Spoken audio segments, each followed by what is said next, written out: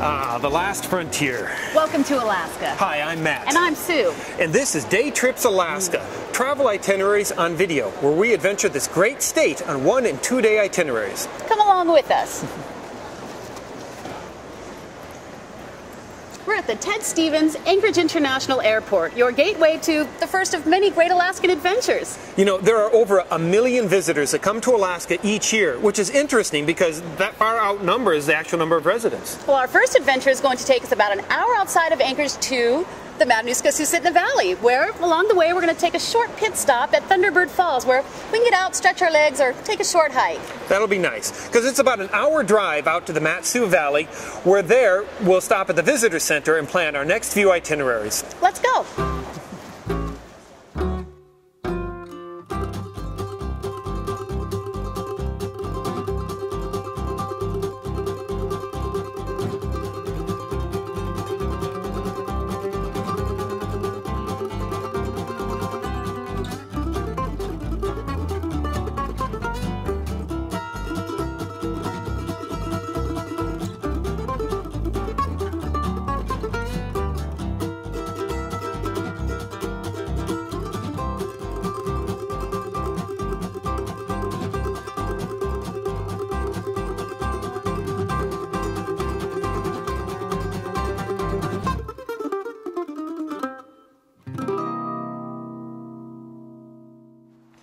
We're at Thunderbird Falls now at the Chugach State Park, one of the largest park systems, or the largest park system in the United States.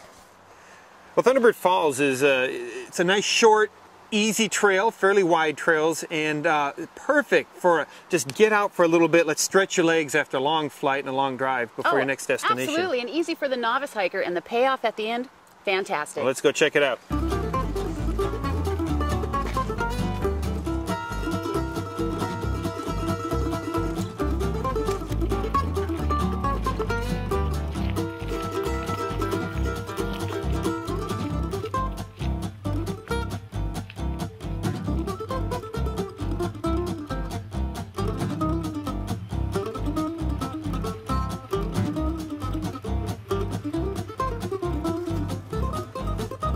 Okay, at about halfway you can come to the Y here. You can go down to the creek side. Nice place to have a little picnic or something, but it is a very steep path down there.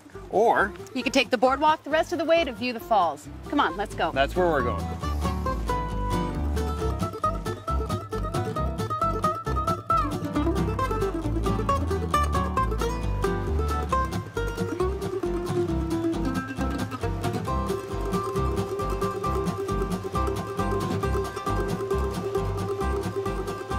Here we are at the end of the line. We made it. Ah, there it is. That is a beautiful sight. And just a short hike. It was only a mile, but it barely seemed like it. With nice wide trails, easy to go.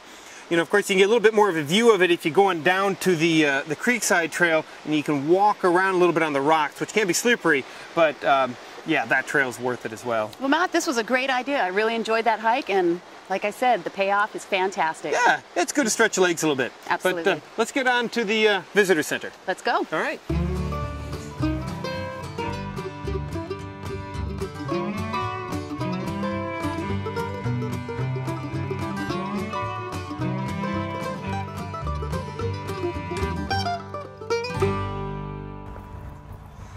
Well, we're here at the Mat-Su Visitor Center at the confluence of the parks and the Glen Highway, the gateways to the Mat-Su Valley.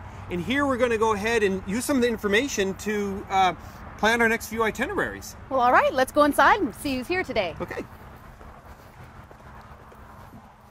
Yes, that's exactly right. Well, thank you for calling the Mat-Su Visitor Center. It's been nice talking to you. Well, hi, Sue. Hi, Matt. Hi, Margaret. How are you Lorraine, today? hi. Lorraine.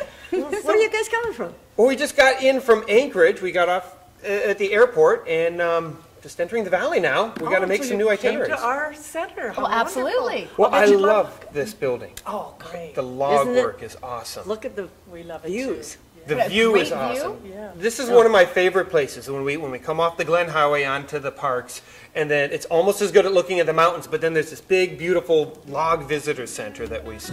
What's the best way to check for availability and find reservations? Is there a system in place here for Well, the there's valley? a system. We have the kiosk here. We also have a board outside. We put the availability list every day after 3 o'clock. So that you can come, if we're locked up, and just check the list and pick up the phone and call. Okay, so after 3 we can see what's Yeah. available. Now this kiosk This here you kiosk. mentioned, how does this work? We have, it's just done. And there's the vacancy report. Okay, so this is on the internet. This is www.lodging-matsu.com. So Matsu is for the Matanuska-Susitna Valley, right? Right. All right. So anybody can use this at home before they even come to Alaska. Oh, definitely. They can get on www.lodging-matsu.com. It is a fantastic view here in the visitor center. And I like this panorama. Now, these are the mountains we're actually seeing, but we can see we've got their names and their elevations. Yep, you can just look up there and look out the window, and there it is. That's great. Because it's kind of confusing, you know, everybody wants to know how high they are, and not that they're going to climb them or anything, but you know, how high is that one? Is that one higher than that one? You know, so we have that up there so they can just. And of course, Pioneer Peak is the highest. Well, yes, And all those we know people that. do climb Yeah, them. right. Yeah. Now this is the one I never knew this was named Mount POW-MIA. That's interesting. An interesting name for That was done in '99. a 99. A Marine came here, talked with us several times, and he looked out there and he said, "What's that one?" I said, "Well, as far as I know, it doesn't have a name." And so we looked in the books, and he looked it up, and he did some research and climbed up there and put the flag up there. So he got to name it himself. Mount POW-MIA. Oh, that's a great story. Yeah. Well, we're real proud of our animals and that. We have quite a collection here. Muskox, Okay. sandhill crane, and of course our moose, which is our pride. He looks like a happy That moose. is a big moose. That's a big moose. We have visitors that climb up on the chair and give them a kiss, just to have their picture taken. Well, Matt.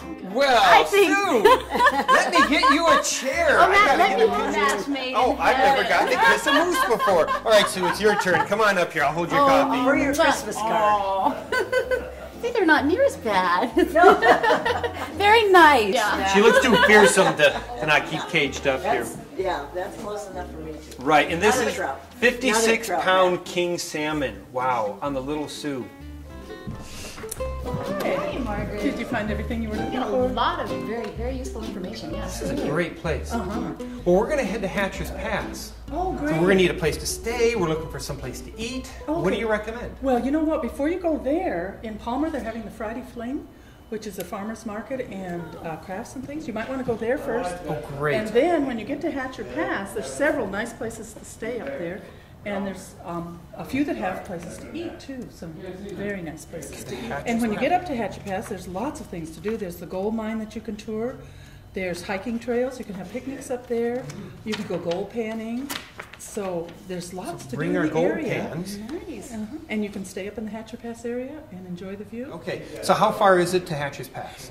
It's 15 miles from here to the mine, actually. 15 miles, that's all. Okay. And if you want to go across Hatcher Pass to Willow, that's 30 miles from one end to the other. Okay. It's not paved all the way.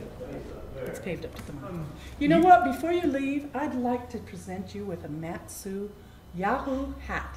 Yeah, Because you're going to be Matsu. traveling in the Matsu. Matsu. Do you mind? Well, Sue, it's all yours. Looks Yahoo good. Matsu. Thank you, Margaret. Well, thank you for coming to the visitor center. Well, we're off to Palmer on the Friday Fling Farmers Market. Well, thank you for watching Day Trips Alaska. We'll see you next time.